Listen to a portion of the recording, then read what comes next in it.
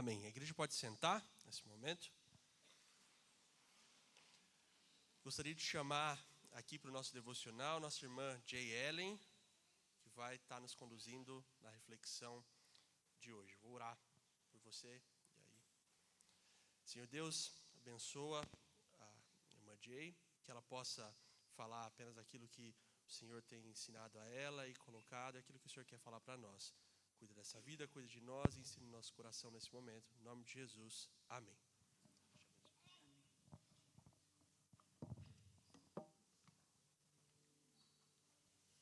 A paz, irmãos.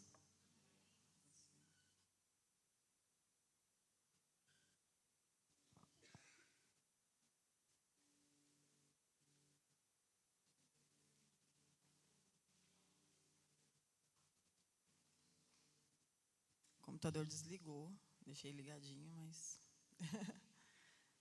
Gostaria de iniciar lendo em Filipenses 4, a partir do verso 6. Os irmãos podem manter a Bíblia aberta, que a gente vai acompanhar o texto.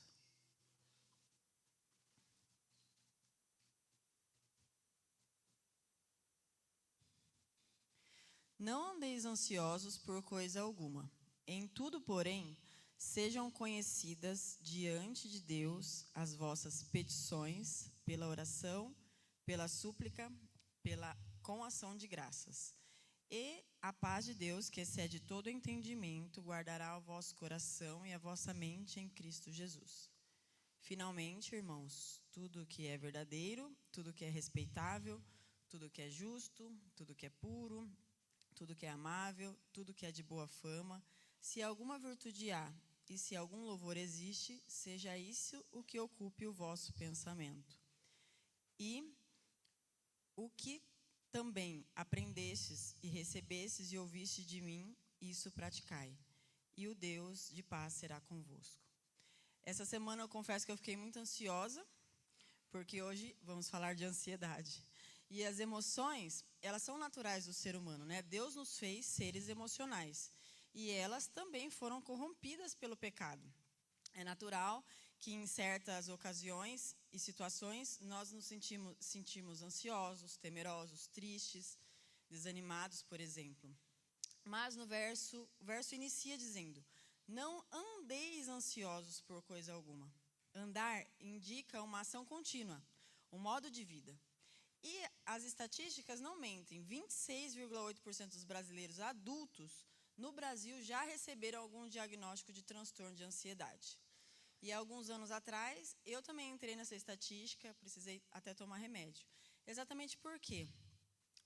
Exatamente pelo andar ansioso. Por isso, esse texto é muito visitado nas minhas devocionais diárias. E esses tempos eu tenho estudado muito esse texto, por isso que esse devocional não poderia ser outro tema, porque a gente ensina o que a gente vive, né? O que a gente aprende com Jesus. E o que nos leva exatamente a andar ansioso, né? É o famoso tô na correria, excesso de trabalho, a instabilidade financeira que a maioria dos brasileiros vive, o pouco descanso, o excesso de telas. E essas são as principais influências do modo de viver ansioso. Já olharam, por acaso vocês já tiveram a curiosidade de olhar quantas horas vocês ficam no celular durante o dia? Ou nas redes sociais? Às vezes de 10 em 10 minutos, de 15 em 15 minutos que você vai ficando durante o dia, a gente perde muito tempo.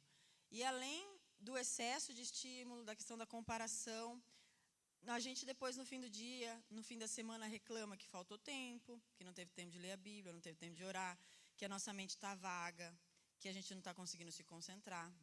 Esse é só um dos motivos, né?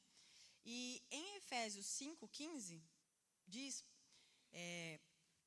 portanto, vede prudentemente como andais, não como nécios, mas sim como sábios. O nosso modo de vida deve ser diferente desse mundo, né? Nós temos que avaliar como a gente tem andado. E se a Bíblia fosse traduzida para a linguagem de hoje, da versão mãe raiz, estaria escrito assim: você não é todo mundo, meu filho. Não viva como todo mundo. Seria assim, essa é o resumo desse versículo, né? Que nós, como cristãos, nós não devemos andar como o mundo, andar ansiosos, temerosos. A ansiedade, ela é uma parente do medo. E os nossos medos são um mapa para o que realmente amamos. Façamos uma lista das nossas maiores ansiedades. Vai encontrar ali o seu verdadeiro tesouro do coração, sejam eles nobres ou não. Em 2 Coríntios 11, 28, Paulo diz: além das coisas exteriores, há o que pesa sobre mim diariamente, a preocupação com as igrejas. Paulo está preocupado com a igreja porque é isso que ele ama. É isso que ele ama. E pode ser que as nossas preocupações não sejam tão nobres, ou pode ser que a maioria seja até pecaminosa. Mas o verso continua: em tudo, porém, sejam conhecidas diante de Deus as vossas petições, pela oração, pela súplica, com ação de graça. Pergunta: vocês querem ser firmes no Senhor? Querem ter paz?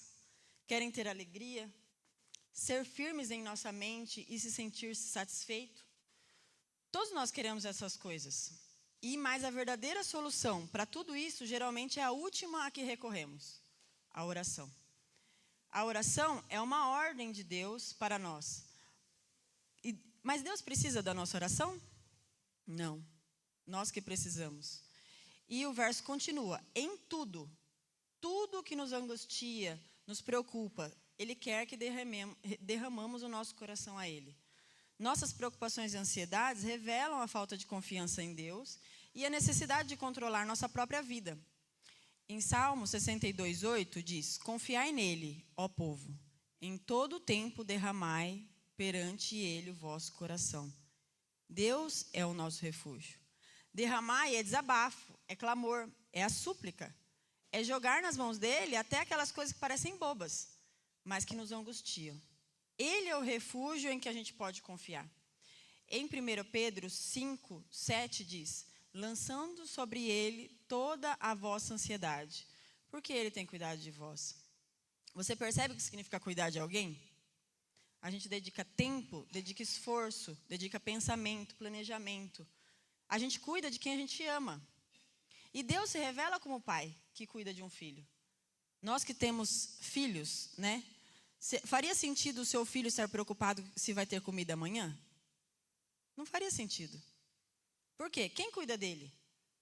Acho que seria até uma ofensa, né? O filho perguntar: mãe, amanhã vai ter comida? Filho, pode deixar comigo, isso aí não tem que se preocupar com isso. Pode ser que não esteja o que ele quer comer. Às vezes não tem o docinho que ele quer. Às vezes vai ter o legumes, que é o que ele precisa. Mas não faz sentido um filho se preocupar, porque quem cuida dele é o pai e a mãe. E nós não somos órfãos, né? Nós temos pai. Então, nós não temos que ter esse tipo de preocupação, porque nós temos um Deus que cuida. E o que fazer, então, com a ansiedade e a preocupação que vem nos assolar? Lançar, derramar em Deus, confiar que Ele cuida de nós. O verso 7 continua: e a paz de Deus, que excede todo entendimento, guardará o vosso coração e a vossa mente em Cristo Jesus. O resultado é paz. Em meio a tribulações, uma mente firme e um coração protegido da angústia.